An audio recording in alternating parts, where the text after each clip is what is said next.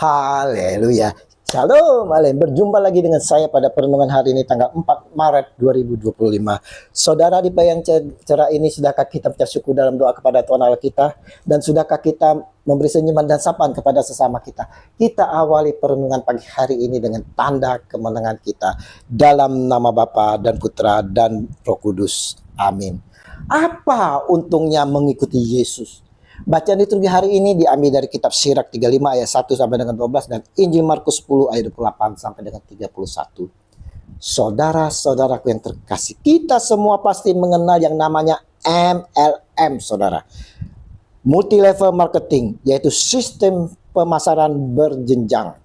Kalau kita ditarik untuk menjadi member, saudara, pastilah kita akan bertanya, apa untungnya kalau saya menjadi member? Apa yang saya dapat? Nah, bagaimana kalau kita yang mengikuti Yesus, saudara? Apa keuntungannya?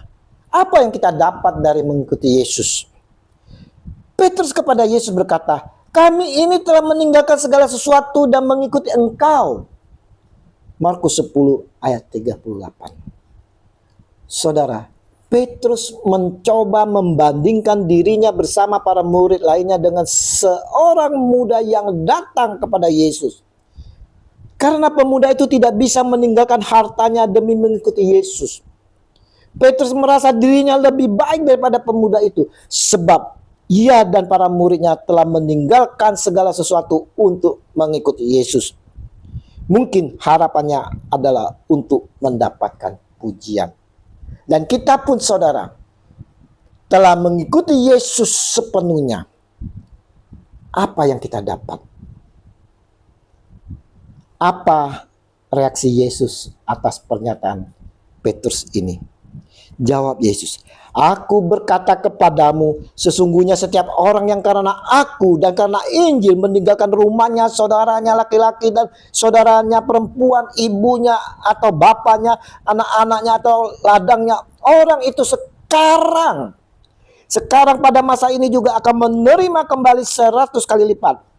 Rumah, saudara laki-laki, saudara perempuan, ibu, anak, dan ladang, sekalipun disertai berbagai penganiayaan pada zaman yang akan datang, ia menerima hidup yang kekal. Haleluya. Markus 10 ayat 29 sampai dengan 30. Ternyata, saudara, mengikuti Yesus itu tidaklah aman-aman saja. Tidak selalu dalam zona nyaman. Mengikuti Yesus kita harus selalu memikul salib dalam namanya. Mengikuti Yesus, saudara, berarti harus menderita. Meskipun jalan penderitaan yang akan dihadapi adalah sukar dan penuh tantangan, namun dapat dijalani dengan sukacita bersama Yesus. Menjadi orang Kristen atau pengikut Yesus, saudara, berarti akan menanggung banyak kesukaran dan tantangan. Itu harus kita ingatkan, saudara.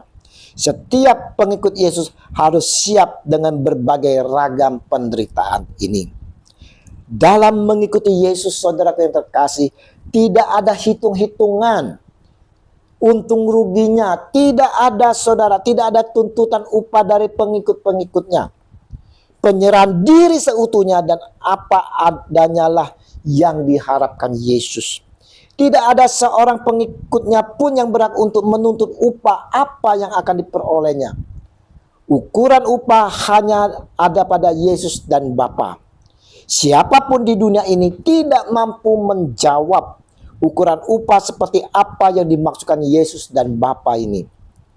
Yesus menghendaki agar upah tidak menjadi sasaran. Fokus atau motivasi utama di dalam mengikut dia, itulah yang paling utama.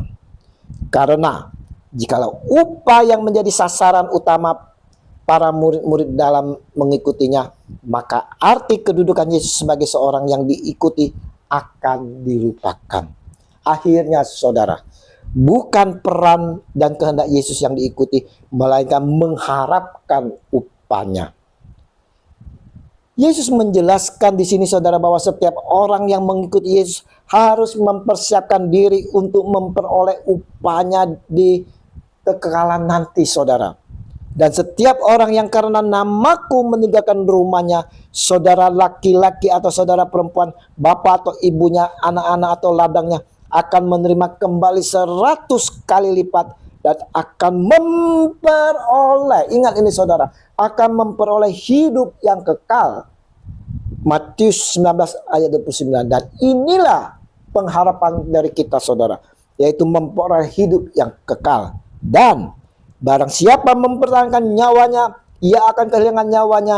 Dan barang siapa kehilangan nyawanya karena aku, ia akan memperolehnya. Matius 10 ayat 39.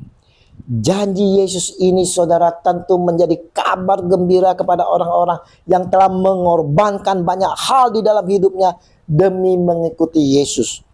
Pengorbanan itu saudara bisa bermacam-macam dan tidak harus seperti yang dilakukan oleh imam, biarawan-biarawati yang telah meninggalkan segala-galanya untuk mengikuti Yesus.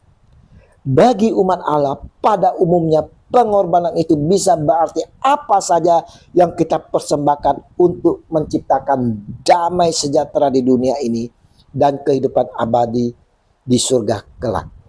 Mari saudara-saudaraku yang terkasih, kita mau mengikuti Tuhan Yesus dengan tidak berlandaskan motivasi-motivasi pribadi saudara, tapi kita mau mengikuti Dia dengan penuh ketulusan dan kesetiaan, yang selalu berfokus kepada Dia, Tuhan kita Yesus Kristus, yang selalu siap mengalami penderitaan demi namanya dan selalu mempermuliakan namanya. Nantikanlah upah kita bukan di dunia ini, tapi di surga. Haleluya. Tuhan Yesus, janji Engkau meneguhkan kami.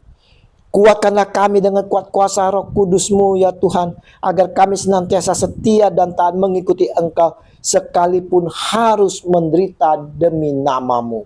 Amin. Dalam nama Bapa dan Putra dan Roh Kudus. Amin. Shalom Alehim.